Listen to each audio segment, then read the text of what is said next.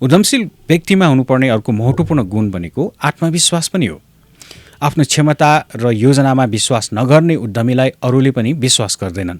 आत्मविश्वासले कठिन परिस्थितिमा पनि उद्यमीलाई स्थिर बनाउँछ।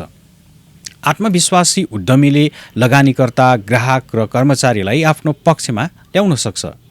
त्यसैले आत्मविश्वास एक यस्तो गुणका रूपमा रहेको छ जसले कठिनभन्दा कठिन समस्या आएको खण्डमा पनि तपाईँको व्यापारलाई डगमगाएको हुँदैन। जस्तो कि कोरोना कालमा थुप्रै उद्यमीहरू आत्मविश्वास नहुँदा ती व्यापारबाट चाँडै नै पलायन भए, चाँडै नै हार स्वीकार गरे। तर जोसँग अलिकति आत्मविश्वास थिए तिनीहरूले समस्यालाई समाधानका रूपमा लिए र कोरोना कालमा उनीहरूले आफ्नो व्यापार, व्यवसाय, जागिर गुमाउनु पर्दा पर्दै पनि नयाँ ढङ्गबाट सोच्न पुगे र लकडाउन, कोरोना जस्ता समस्याहरूलाई चिर्दै उनीहरूले त्यही समयबाट नयाँ किसिमको व्यापार व्यवसाय गरेको पाउन सकिन्छ। कतिपयले अनलाइन व्यवसाय सुरु गरे, कतिपयले होम डेलिभरी व्यवसाय सुरु गरे, कसैले यो मास्क बनाउने, हैन, सेनिटाइजर बनाउने जस्ता उत्पादनहरू बजारमा ल्याए।